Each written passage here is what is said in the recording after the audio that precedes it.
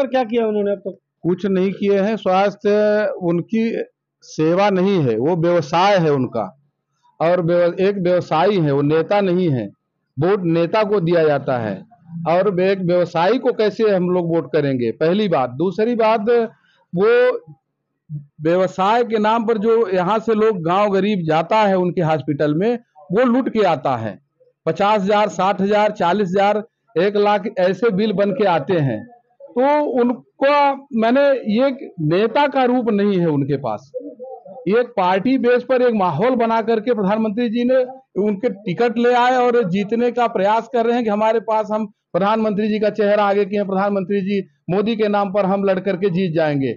नेता को वोट दिया जाता है। माननीय कुंवर अर्जुन सिंह, माननीय स्वर्गीय इंद्रजीत कुमार जी और राहुल भैया और इंद्रजीत कुमार जी के बेटे जो मंत्री है कमलेश्वर पटेल, इन लोगों ने विकास जो किया है इस सीधी धारा पर, इनका विकास अभी नजर आ रहा है। भारतीय जनता पार्टी का कोई विकास नहीं है, न कोई हॉस्पिटलाइज है।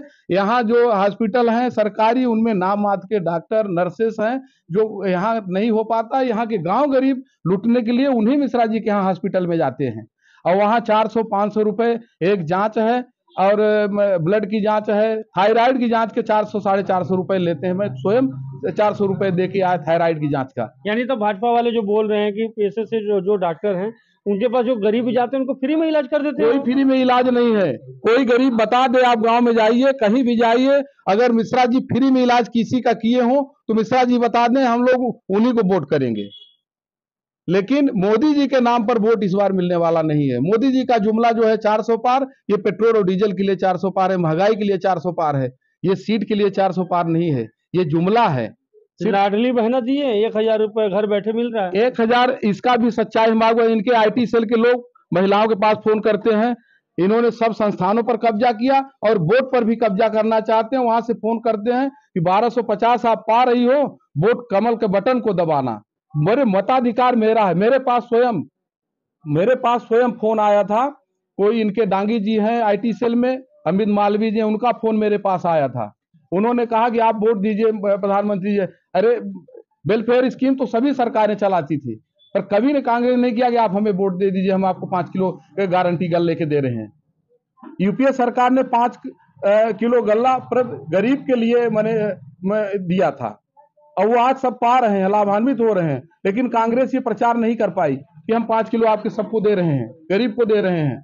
वो नहीं कर पाई। फिर ये जो देते हैं उससे वोट को कन्वर्ट करते हैं कि वोट हमें दीजिए। एक तरह से लोकतंत्र में खरीदा जा रहा है वोट को, वोट खरीदा जा रहा है, जबकि ये सब चीजें नहीं आनी चाहिए। चुनाव आचार संहिता का मतलब है कि वोट आप कोई खरीद नहीं सकता। मत मेरा है, मैं कांग्रेस का बटन दबाऊं, मैं पंजा का बटन दबाऊं, मैं फूल का बटन दबाऊं, मैं आरी का बटन दबाऊं, या किसी व्यक्ति को मैं दूं नोटा का बटन दबाऊं। लेकिन आप मुझे ये नहीं कह सकते हो कि 2,000 रुपए आप किसान का पा रहे हो तो हमें कमल का बटन दबाइए। एक तरह से एक हैकिंग है। ये 400 पार का नारा इसी दम पर कह रहे हैं कि हम ये वेलफेयर स्कीम चला रहे। हाँ, चला रहे हो, हमारा मन होगा तो हम आपको वोट देंगे। लेकिन ये तरह तरह के लोग आते हैं कि इसका बटन दबाइए, उसका बटन दबाइए। काहे के लिए बटन दबाएंगे? हमारा मत है, हम पंजा का दबाएंगे या कमल का दबाएंगे, किसका दबाएंगे वो हमारा अधिकार है। मत मेरा अधिकार है। और विकास यहाँ जो झलक रहा है, जो कांग्रेस ने किया था वही विकास है। पुल अभी पड़ा हुआ है, रोड गाड़ी सिंगरौली नहीं जा पा रही है। कल राष्ट्रीय अध्यक्ष आ रहे हैं जी, बताएं। कल राष्ट्रीय अध्यक्ष जी आ रहे हैं बहरी में। मार्ग नहीं है यहाँ से जाने का, नहीं है जाने के लिए, वहाँ पहुँचने का मार्ग नहीं है।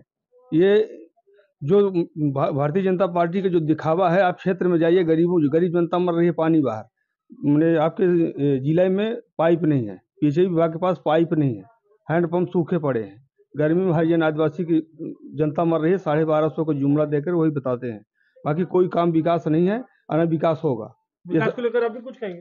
विकास को लेकर देख लीजिए, आप सीधी सिगरौली रोड ही देख लीजिए, कितना विकास हुआ है पिछले 20 सालों से। 20 साल से भारतीय जनता पार्टी के यहाँ के सांसद हैं। 10 साल गोविंद मिश्रा जी थे और 10 साल रीति पाठक जी। उनका खुद पेट नहीं भर रहा है, वो पूरा भ्रष्टाचार की हैं। आप सीधी सिगरौली रोड देख लीजिए और रेल लाइन देख लीजिए, अब तक रेल लाइन, मेडिकल कॉलेज का उद्घाटन हुआ, अब तक मेडिकल कॉलेज में कोई काम स्टार्ट नहीं हुआ है। और सरकारी हॉस्पिटल, स्वास्थ्य व्यवस्था के बारे में जिस तरह आप पूछ रहे हैं, स्वास्थ्य व्यवस्था में देखिए, सरकारी हॉस्पिटल में आज तक कोई जांच नहीं हो रही है, पहली बात। दूसरी बात, जो जांचें होती हैं राजेश मिश्रा जी के यहाँ होती हैं, और वहाँ जांच के नाम पर सीधा सीधा लूट है। अब आप अभी देख लीजिए नया बस स्टैंड, नया बस स्टैंड 1 साल बने हुए नहीं हुआ, भ्रष्टाचार का शिकार हो गया। इसके बाद देख लीजिए सोनपुर, अभी तक कहते थे कि कांग्रेस के विधायक हैं, कांग्रेस के मंत्री हैं, तो यहाँ काम नहीं हो रहा है। अब तो बीजेपी के विधायक हैं। अब देख लीजिए कितने दिनों पुलिया, कल यहाँ राष्ट्रीय अध्यक्ष आ रहे हैं, यहाँ के लोगों को जाने के लिए कोई व्यवस्था नहीं है। यहाँ से लोग इस पार से उस पार पैदल जाते हैं। और 4 सालों से यहाँ बीजेपी के विधायक हैं।